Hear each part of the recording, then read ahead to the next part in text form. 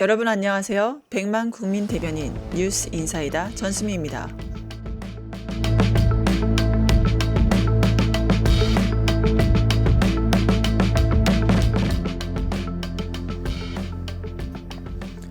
대한민국 민주주의의 심장이 다시 한번 시험대에 올랐습니다.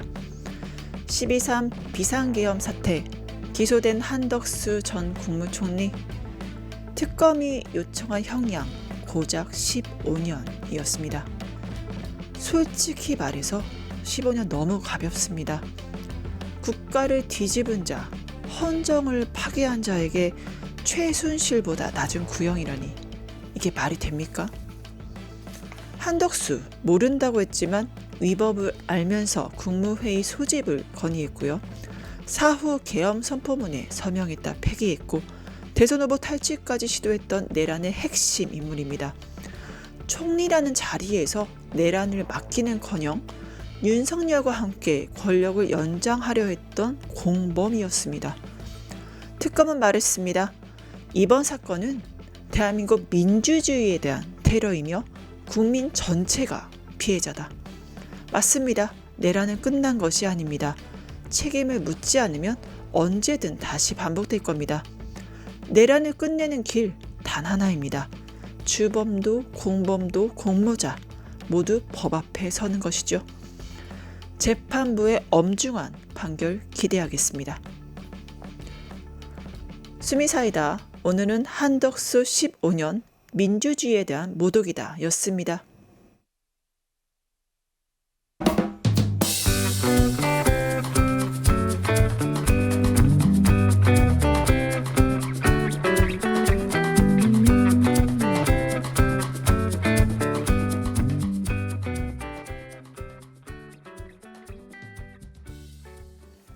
네, 오늘도 뉴인사 리듬으로 활기차게 시작해 보겠습니다. 이은혜 에디터 자리해 주셨네요. 안녕하십니까? 네, 안녕하세요. 이은혜입니다. 어제 밤에 전 국민이 기다리던 바로 그 결과가 나왔습니다. 바로 한덕수 총리에 대한 구형이었는데 어떻게 됐을까요? 네, 내란 특검이 한덕수 전 총리에 대해서 징역 15년을 구형했습니다. 네. 몰랐다, 기억이 안 난다, 100번을 돌이켜봐도 생각이 안 난다, 이런 한덕수의 주장과는 달리 검찰은 대통령을 보좌해서 계엄에 가담했다고 판단을 한 겁니다. 지난 8월 내란 특검은 윤석열 비상계엄 계획을 사전에 알고도 적극적으로 말리지 않고 동조했다면서 한덕수 전 국무총리를 재판에 넘겼었죠. 그리고 어제 3개월 만에 결심 재판 열렸는데요. 특검은 구형에 앞서서 진행한 최종 의견 진술에서 한 전 총리의 혐의를 조목조목 설명을 했고요. 또 선포문을 본 적도 없다고 증언했으니까 이거 거짓 증언했다. 엄벌에 처해야 한다라고 주장을 했습니다. 특검 측 입장 들어보겠습니다. 네. 윤석열의 위헌 위법한 비상계엄 선포 업무를 보좌하였습니다. 비상계엄 사태와 관련한 수사가 개시되자 오히려 사후에 문서를 작성한 것이 문제가 될 것으로 우려되자 대통령 기록물이자 공용서류인 위 문서를 임의로 폐기하였습니다. 다른 장관들이 건네받은 문건들을 통해 윤 전 대통령이 비상계엄을 선포한 후 국회를 봉쇄하는 등의 폭동을 일으킬 것이라는 점 등도 알게 되었습니다. 헌정 질서와 법치주의를 파괴한 사건으로서 그 죄책이 매우 중하며 다시는 이러한 불행한 역사가 되풀이되지 않도록 피고인에 대한 엄중한 처벌이 불가피하다고 생각됩니다. 본 사건은 대한민국 민주주의에 대한 테러입니다. 국가, 국민 전체가 피해자입니다. 피고인을 엄히 처벌함으로써 다시는 대한민국에서 이와 같은 불행한 역사가 되풀이되지 않도록 하여야 할 것입니다. 최후 변론까지 한덕수 본인의 나이 77세를 거론하면서 구질구질하게 굴었다고 합니다.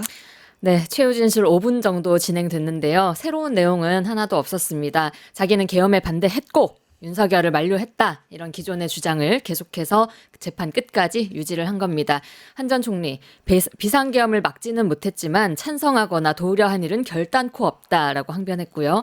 여기 계신 그 어떤 분보다 스스로를 혹독하게 추궁했다. 그것이 역사적인 이 법정에서 제가 드릴 수 있는 가장 정직한 마지막 고백이다라고 말했습니다.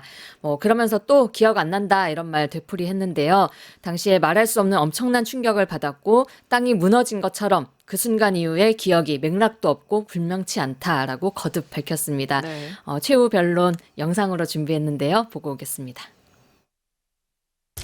저는 작년 12월 비상계엄 선포로 우리 국민들이 겪으신 고통과 혼란에 대해서 가슴 깊이 죄송스럽게 생각하고 있습니다. 그날 밤 대통령께서 비상계엄을 하겠다고 하시는 순간 저는 말할 수 없는 엄청난 충격을 받았습니다. 절벽에서 땅이 끊어지는 것처럼 그 순간 이후의 기억은 맥락도 없고 분명치도 않습니다. 절대로 동의할 수 없는 일이기에 어떻게든 대통령의 뜻을 돌리고자 노력하였으나 도저히 힘이 닿지 않았습니다. 저 혼자서는 막을 도리가 없다고 판단해 다른 국무위원들을 모셔서 다 함께 대통령의 결정을 돌리려 했습니다만 그 역시 역부족이었습니다.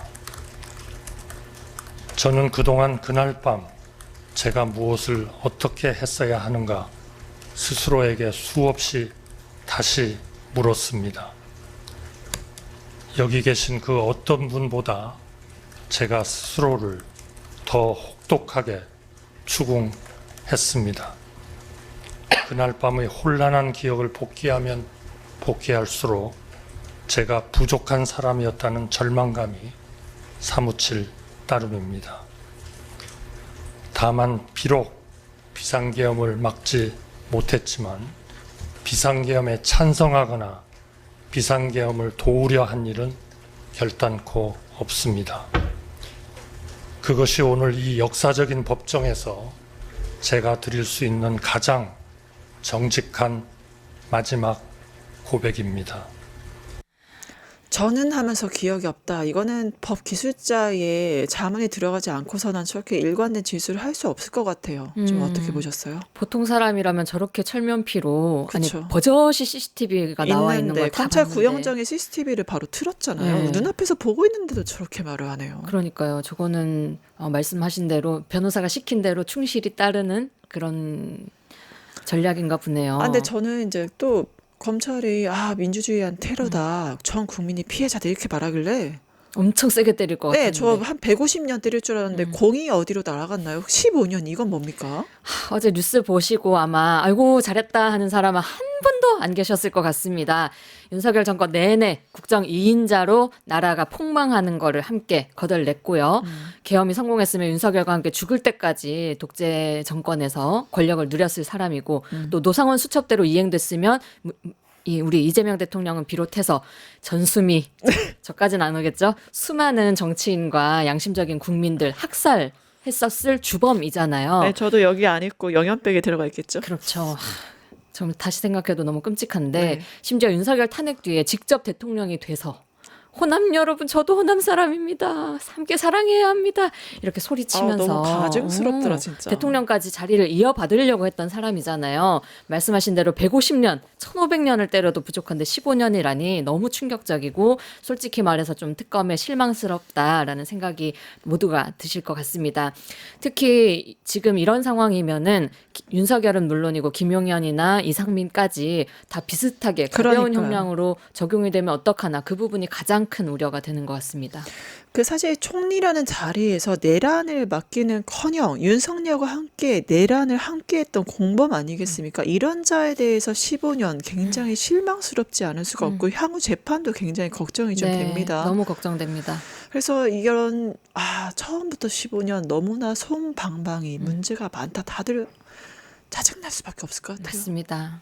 그리고 어제 또 비슷한 소식이라고 할까요? 계엄버스에 탔던 장성에 대해서 첫 네. 번째 징계가 내려졌는데요. 이거 역시 솜방망이 처벌로 논란이 되고 있습니다. 이쯤 되면 짠 거 아니에요? 한덕수도 이렇게 때리고 장성들에 대해서도 이렇고 그러면 도대체 내란을 척결하겠다는 내란이 지금 안 끝난 상태잖아요. 안 끝났죠. 그럼 걔 내란 종식이 아니라 끝까지 지금 가겠다. 이건 내란 세력들의 쿠데타 아닙니까? 맞습니다. 그래서 더 철저하게 우리가 청산에 힘을 쏟아야 되는데 그게 이유가 있을 것 같습니다. 12.3 비상계엄 당시에 육군본부에서 서울행 버스를 탔던 참모 34명 중에 이번이 첫 징계 사례가 나왔습니다. 그런데 두 번째로 낮은 근신 처분만 내려졌다는 거예요. 한덕수 구형과 더불어서 진짜 이렇게 해서 어떡하지? 청산 제대로 될까? 윤석열 다시 풀려나는 거 아닌가? 망하는 거 아닌가? 생각이 드는 지점입니다. 계엄의 밤 국회 비상계엄 해제 의결 후에 약 2시간 뒤에 계룡대 육군본부에서 합참으로 버스가 출발을 했는데요. 육군본부 참모 34명이 탑승을 했었습니다. 30분 만에 돌아오긴 했는데 이 사람들이 2차 계엄을 대비했다라는 의혹을 받는 당사자들이거든요. 그간 버스에 탄 장성들 중 아무도 어떠한 징계도 받은 바가 없는데 처음으로 그중에 한 명인 김상환 육본 법무실장에 대한 징계를 내린 겁니다.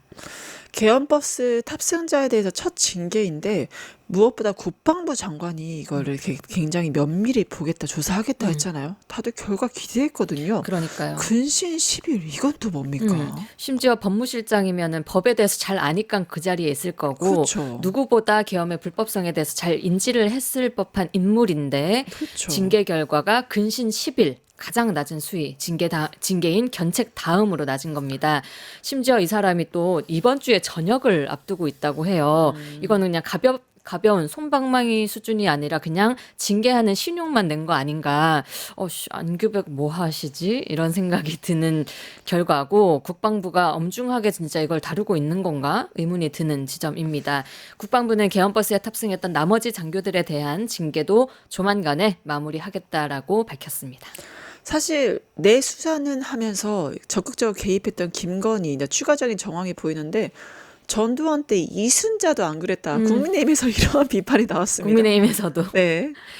김건희가 박성재 전 법무장관을 실질적으로 감독하고 지휘했다라는 소식 어제 아침에 전해드렸는데요. 그게 다가 아니었습니다.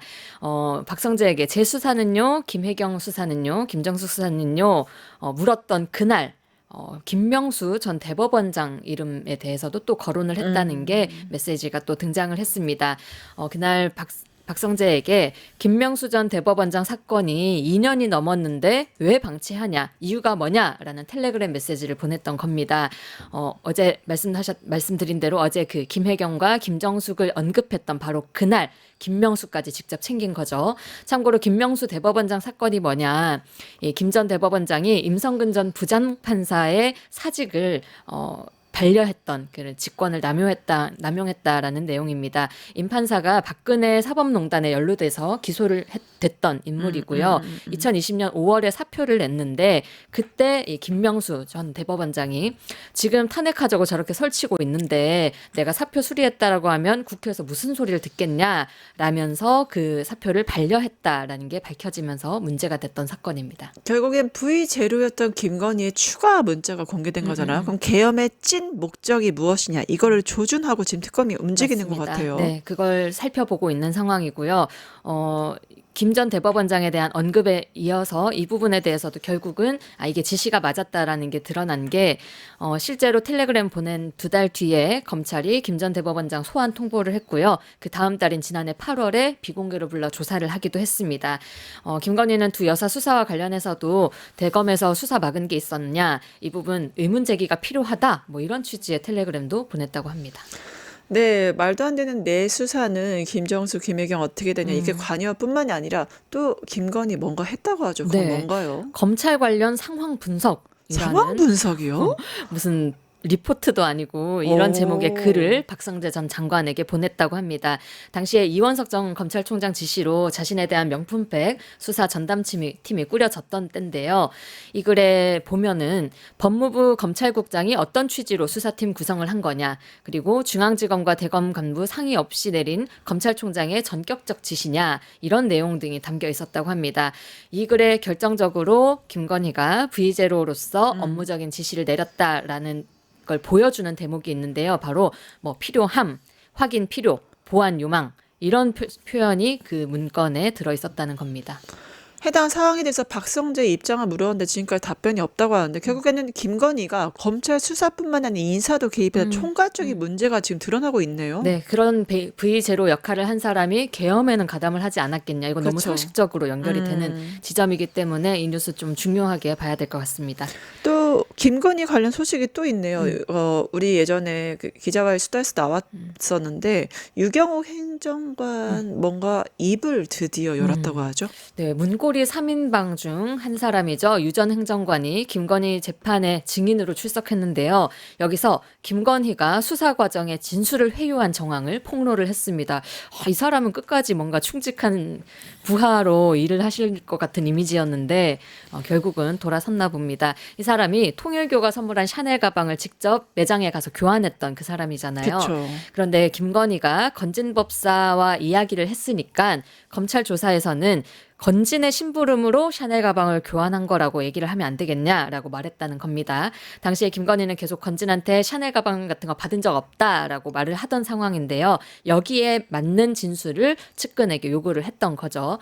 그 부탁에 맞게 유 전 행정관 검찰 조사에서 이렇게 말했습니다. 건진이 쇼핑백을 주면서 젊은 사람들이 좋아하는 디자인으로 바꿔달라라고 나에게 부탁을 했다라고 진술하면서 이게 김건희에게 전달된 게 아니다라는 식으로 그 사실은 부인을 했습니다. 김건희 검찰 수사에 대해서 지휘와 감독까지 했을 뿐만 아니라 야 네가 심부름했다고 좀 해줘 이렇게 자기 책임을 이렇게 떠넘기고 회유까지 했다는 게 좀 충격이긴 합니다. 네, 맞습니다. 유 전 행정관은 이 부분에 대해서 잘못된 진술을 한 게 맞고 깊이 반성하고 있다. 부탁을 받고 그렇게 말했다라고 말했습니다. 그리고 당시 검찰 조사 받은 뒤에는 김건희와 관련해 더 얘기 나누지는 않았다고 했는데요. 김건희와 논의한 대로 진술했기 때문에 사후에 이에 대해서 더 김건희와 이야기 나눌 필요가 없었다라고 대답을 했습니다. 그리고 유 전 행정관 샤넬 가방을 받은 구체적인 정황에 대해서도 어제 증언을 했습니다. 2022년 7월 초에 건진법사의 처남이 물건을 보내겠다라고 전화가 왔고 카트를 가지고 와서 아크로비스타 주차장에서 만났다고 합니다. 그리고 쇼핑백과 보자기를 카트에 실어서 사저로 올려들었다라고 밝혔습니다. 결국에는 김건희 최측근의 폭로가 아닐 수 없는데 영부인 가방 바꿔달라 했다 등등 여러 가지가 나온 것 같습니다. 네, 그 경위에 대해서도 설명이 좀 됐는데요. 영부인이 저한테 가방을 바꿔달라 했다. 그리고 샤넬 매장에 들어가서 정지원 전 행정관 휴대전화로 영상통화를 했다. 당시에 김건희가 이런 말도 했어요. 김건희가 약을 먹은 상태여서 의사소통이 정확히 안 되었다라고 설명을 했습니다. 대신 다만 그라프 목걸이 있잖아요. 요거에 대해서는 건진에게 받은 적도 없고 김건희에게 전달한 적도 없다라고 증언을 했습니다. 결국에는 김건희에게 거짓말 요청받았다. 이번이 처음이 아닌 것 같습니다. 네, 그 건진도 이런 증언을 한 적이 있습니다. 네. 김건희가 건진에게도 부정청탁한 사람은 전달한 사람만 죄가 된다. 다른 사람들이 다치니까 전달하지 않은 걸로 하자라고 말했다는 겁니다. 실제로 건진은 이 말에 따라서 유경옥 전 행정관에게 가방을 교환해달라고 심부름시킨 게 본인이었다라고 진술을 한 적이 있습니다. 이번 재판을 통해서 김건희가 건진 그리고 유경옥 전 행정관 두 사람에게 거짓 진술을 유도한 정황이 드러난 거니까 이거 굉장히 중요한 대목이 될 것 같고요. 참고로 지금 김건희가 보석 신청 낸 거 재판부가 아무런 판단을 안 하고 있는 상황이잖아요. 관련해서 특검 측이 김건희가 진술을 또다시 모의할 가능성이 있기 때문에 보석 청구 기각해야 된다라고 요청을 했습니다. 네. 장관에게 V0로서 수사를 지휘하고 감독하고 측근에게는 거짓말시키고 이런 인간 뭘 믿고 보석을 시켜주겠습니까? 재판부가 정신이 똑바로 박혀 있다면 절대 보석은 하지 않는 것으로 해야겠습니다. 네, 정신 똑바로 차리는 재판부 기대를 하면서 또 이재명 대통령 소식이 있습니다. 항상 우리에게 사이다를 안겨주시잖아요. 7박 10일에 그 순방을 마치고 돌아온 이재명 대통령 돌아오자마자 사이다 한 방 날렸죠. 맞습니다. 사법 모독 끝까지 간다를 천명한 것 같습니까? 관련 내용이 뭐죠? 네, 이재명 대통령 7박 10일 중동 아프리카 순방을 마치고 어제 오전에 귀국했거든요. 이 사람이 누구십니까? 체력의 강자 아닙니까? 체력이 국력이다. 역시나 바로 집무실로 출근을 해서 국내 현안을 보고받고 업무 지시를 내렸습니다. 해외 일정 중에도 국내 뉴스를 꼼꼼히 챙기신 건가 싶긴 한데요. 다 보셨어요. 잇따른 사법 모독 행위에 강한 우려와 유감을 표명했고요. 그러면서 법과 원칙에 따라서 엄정하게 감찰하고 수사하라고 지시를 내렸습니다. 결국에는 진실이 잘 밝혀질 때까지 대통령께서 많은 영도력을 행사하지 않을까라는 기대를 하게 됩니다. 그것뿐만 아니죠. 이화영 전 경기부지사 재판도 지금 진행되고 김용현 변호인들 계속 이슈가 되고 있는 것 같아요. 네, 그렇기 때문에 나온 발언이겠죠. 네. 김용현 변호인들의 망동은 우리 방송에서도 자주 전해드려서 네. 온 국민이 잘 아실 것 같고요. 여기에 그저께 이화영 전 경기부지사 재판에서 또다시 검사들까지도 재판 방해 행위가 있었습니다. 이화영 전 부지사 지금 연어 술 파티 위증 혐의 등으로 재판을 받고 있는데요.